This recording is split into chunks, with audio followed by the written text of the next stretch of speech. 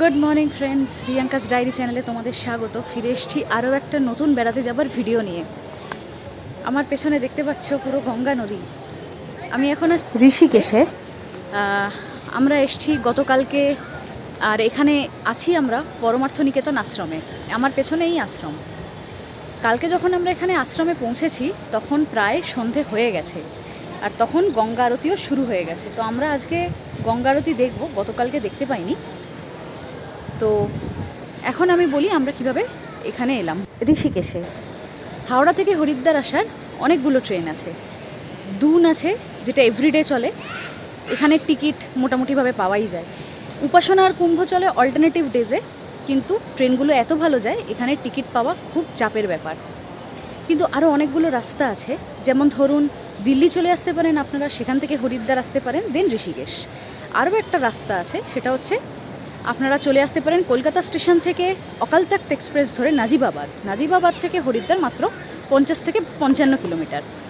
Share গাড়ি বা সেক্ষেত্রে প্রাইভেট ক্যাব হায়ার করেও আপনারা চলে আসতে পারেন। কলকাতা থেকে পাটনা, বারাণসী, মুরাদাবাদ হয়ে হরিদ্বারের ডিস্টেন্স হচ্ছে 1535 কিলোমিটার। কুম্ভর এই ডিস্টেন্স অতিক্রম করতে সময় নেয় প্রায় 27 ঘন্টা, এবং দুন এক্সপ্রেস এই ডিস্টেন্স যায় প্রায় 33 ঘন্টায়।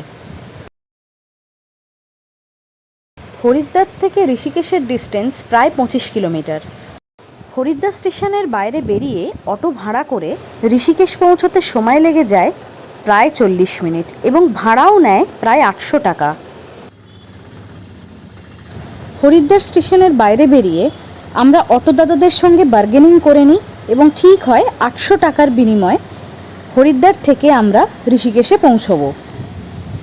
পৌঁছতে সময় লাগে প্রায় 40 মিনিট। আর এখন আমরা ক্রস করছি হরিদ্বারের গঙ্গা নদী।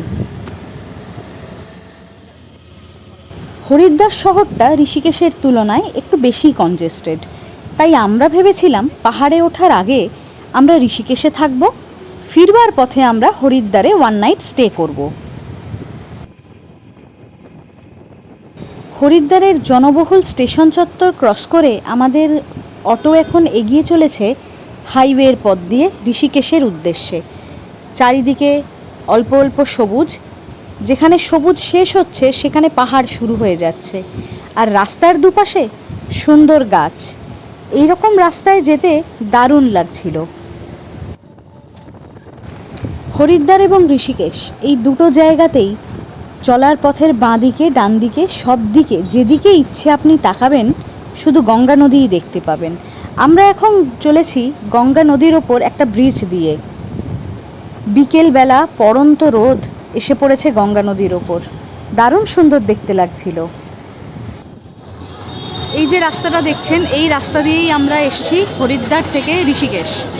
আমাদের অটোর দাদা এইখানে আমাদেরকে নামিয়ে দিয়েছে। এইখানে দেখছেন সব গাড়ি নামিয়ে দেয়, কেন কি ঝুলার ওপর দিয়ে কোনো গাড়ি যায় না। তো আমরা এখন এই ঝুলা ক্রস করব, যাব পরমার্থ নিকেতনে। তো পুরো যাওয়ার রাস্তাটা আমি আপনাদের ভিডিও করে দেখাবো। চলুন পরমার্থ নিকেতনে। আর আমরা আমাদের লাগেজগুলো এই গাড়িতে দিয়ে দিয়েছি। এই যাচ্ছে, আমরাও যাচ্ছি। আমরা এখন ক্রস করব জানকী ঝুলা।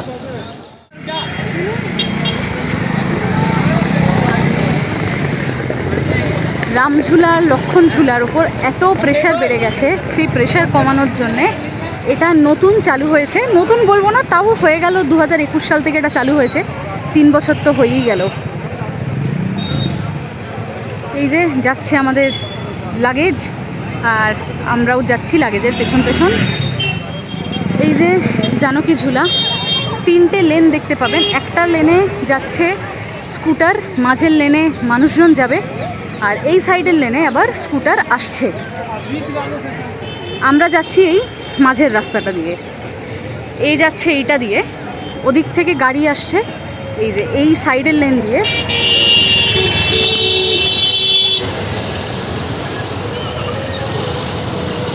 আমরা ক্রস করছি জানকী ঝুলা।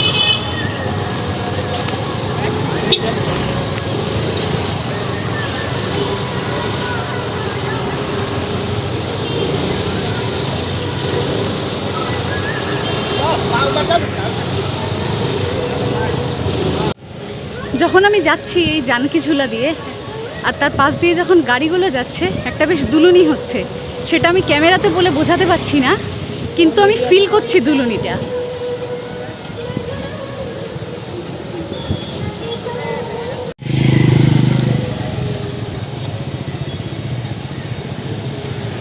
এখানে মা গঙ্গার স্রোত ব্যাপক। একটু পরে আমি ঘুরতে আসব, তখন দেখালে বুঝতে পারবেন। এখন জাস্ট আমি ব্রিজটা ক্রস করছি। আজকে তো আর সময় হবে না। আজকে প্ল্যান আছে একটু পরে পরমার্থ নিকেতনে গঙ্গা আরতি দেখার। আগামীকাল প্ল্যান করেছি এই জানকী ঝুলা থেকে রামঝুলা পর্যন্ত ঘুরব, তখন মা গঙ্গার স্রোতটা আপনাদের দেখাবো। কি অসম্ভব স্রোত গঙ্গা নদীর এখানে।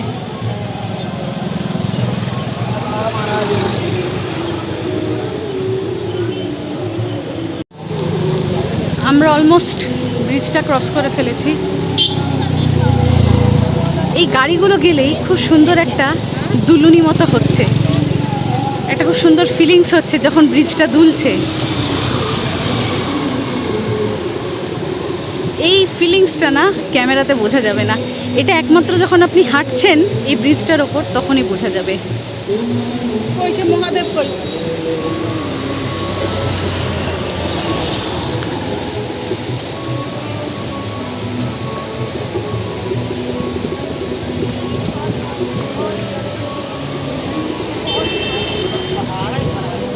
কমপ্লিট। আমরা পুরো ব্রিজটা পায়ে হেঁটে ক্রস করলাম।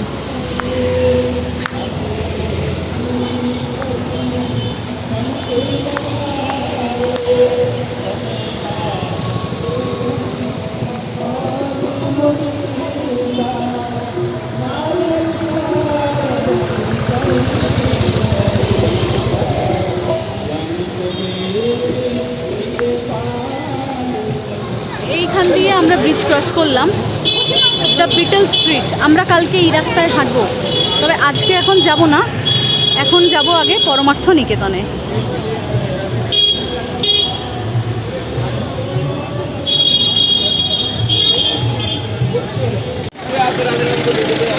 আমরা এখন যাচ্ছি পরমার্থ নিকেতনে, এরকম একটা গলি দিয়ে।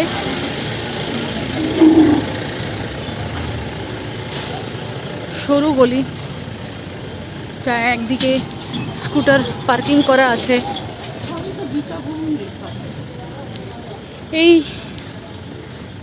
এই দিকের যে বিল্ডিংটা আমি দেখাচ্ছি, এটা হচ্ছে গীতা ভবনের বিল্ডিং।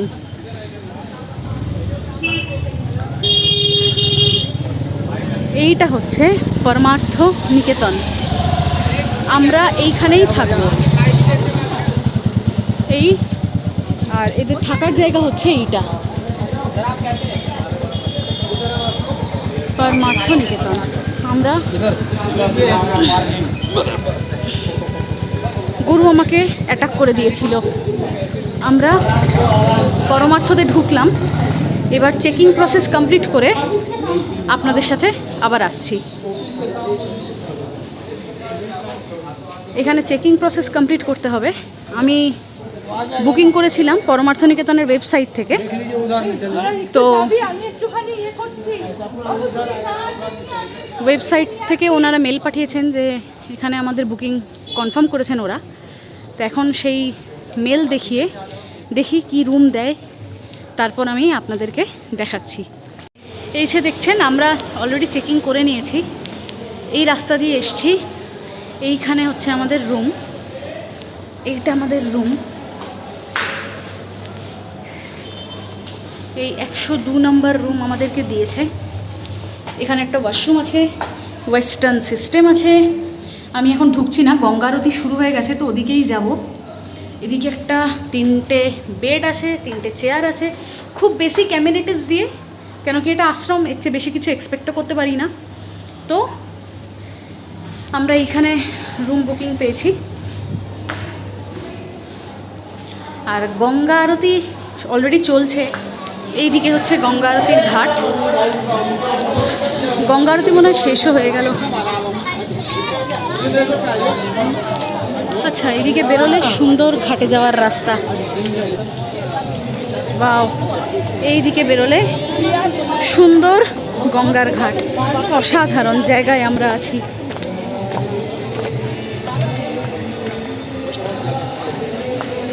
এখানে নাম সংকীর্তন হচ্ছে,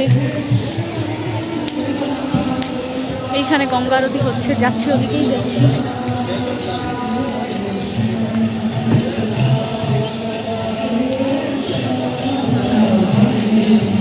ওয়াও,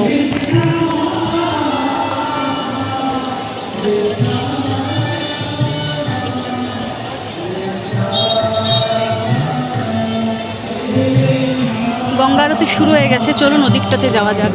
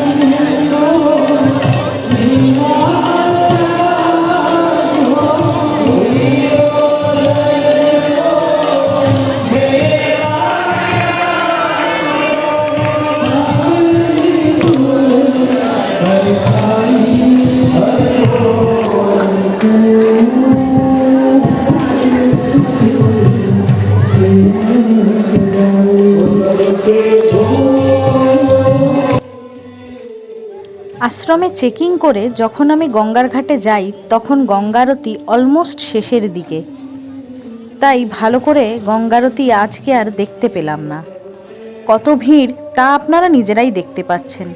সামনে যাওয়ারও সুযোগটুকু হয়নি, ফলে বুঝতেও পারছি না যে গঙ্গারতিটা হচ্ছে কোন দিকে। একটু দেরি হয়ে যাওয়ায় গঙ্গারতিটা দেখতে পেলাম না। আশ্রমে চেকিং করে ঘাটে যখন পৌঁছলাম তখন গঙ্গা আরতি প্রায় শেষের মুখে। তো যাই হোক, ঘাটটাই একটু ঘুরবো এটাই মনস্থির করলাম।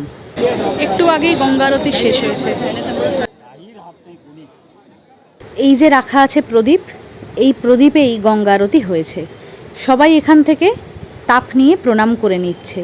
আমিও তাই এই গঙ্গা আরতির প্রদীপের তাপটা একটু মাথায় ঠেকিয়ে নিলাম। এইখানেই মেনলি গঙ্গা আরতি হয়। গঙ্গা আরতি সবেই শেষ হয়েছে, আর তখনও এই যে ধুনি তখনও জ্বলছে। এগুলো হচ্ছে মনস্কামনা প্রদীপ। মনস্কামনা করে এগুলোকে গঙ্গার জলে ভাসিয়ে দিতে হয়। লোকে বলে নাকি তাতে মনস্কামনা পূর্ণ হয়। অবশ্য সেসব আমি জানি না। আমি নেহাত শখেই প্রদীপ ভাসিয়েছিলাম। শখে প্রদীপ ভাসালেও মনস্কামনা যে করিনি তা নয়। এবার দেখা যাক আমার মনস্কামনা পূরণ হয় কিনা। এই শিব ঠাকুরের মূর্তিটা দেখতে পাচ্ছেন? ক্যামেরা হয়তো খুব একটা ভালো জাস্টিফাই করতে পারছে না, কিন্তু এই শিব ঠাকুরটি হলো বাঘছালের ওপর উপবিষ্ট। আমরা এবার যাচ্ছি এই শিব ঠাকুরের মূর্তিটির কাছে। এই শিবের মূর্তির কাছে যাওয়ার রাস্তা দুদিক দিয়েই করা আছে এবং রাস্তাটা এই সিঁড়িগুলোর সাথে কানেক্টেড। তো আমরা সেই একদিকে সিঁড়ি দিয়ে যাচ্ছি সেই শিব ঠাকুরের মূর্তিটার কাছে। রেলিং দিয়ে রাস্তা করা আছে এই শিবের মূর্তির কাছে যাওয়ার জন্যে। আর ততক্ষণে গঙ্গা আরতিও শেষ হয়ে গেছে আর ঘড়ির কাঁটায় বেজে গেছে প্রায় 7:30। ঋষিকেশ বা হরিদ্বারে মোটামুটি সন্ধে 7টা নাগাদও সূর্যের আলো থাকে, কিন্তু এই সময় 7:30 বেজে গেছে, সানসেটও হয়ে গেছে। আর অন্ধকারে গঙ্গার ওই পাশে ছোট্ট ছোট্ট বাড়ি বা হোটেলগুলোতে আলো জ্বলে উঠেছে, দেখতে ভীষণ সুন্দর লাগছে। ले हो गया? मैंने अभी तो किया। शिव जी पे चढ़ा देना, ले लो। मैंने अब भी किया। ले लो ना दीदी, मैंने अब भी किया। दीदी प्लीज ले लो ना, इतनी देर से बोल रही मैं। इतनी देर से और भी कोई मेरे को बोल रहा है। ले लो ना नहीं दीदी प्लीज, दीदी ले लो, ले लो। आंटी आप ले लो।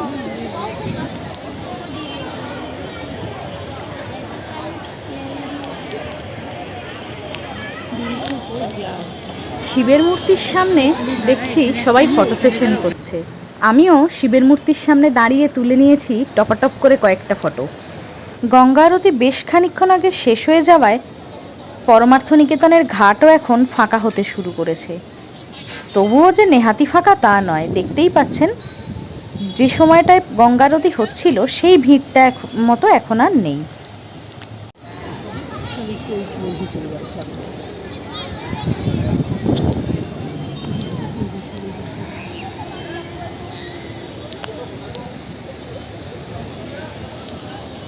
এই যে ঝুলাটা, এটা কিন্তু জানকী ঝুলা। একটু আগে প্রদীপ ভাসিয়েছি গঙ্গায়, এখন এই পরমার্থ নিকেতনের যে আশ্রম সেই সামনেই বসে আছি। আজকে ওদের গঙ্গা আরতিটা মিস করেছি, সেই সময় আমরা সবে চেকিং করেছি তো হয়নি। তো প্ল্যান আছে কালকে দেখব। আমরা বেশ কিছুটা সময় পরমার্থ নিকেতনে কাটালাম। এখানে বেশ কিছু স্ট্রিট ফুড আছে, ট্রাইও করলাম। আহামরি কিছু না। পরমার্থ নিকেতনের গেট এখন ক্লোজ হচ্ছে, এবার আমরা পরমার্থ নিকেতনে ঢুকে পড়ছি। আজকে রাত হয়ে যাওয়ায় পরমার্থ নিকেতনটার ঘুরে দেখানো গেল না। আগামীকাল সকালে পরমার্থ নিকেতনটা আপনাদের ঘুরে দেখাবো। আজ রাত্রের ডিনারটা আমরা পরমার্থ নিকেতনেই করেছিলাম। ওদের নিজস্ব ক্যান্টিন আছে, সেখানে ছবি তোলা নট অ্যালাউড, তাই আমি ছবি তুলতে পারিনি। পরের দিন আমরা ঋষিকেশকে কিভাবে এক্সপ্লোর করেছি সেটা জানতে হলে দেখতে হবে আমাদের নেক্সট এপিসোড।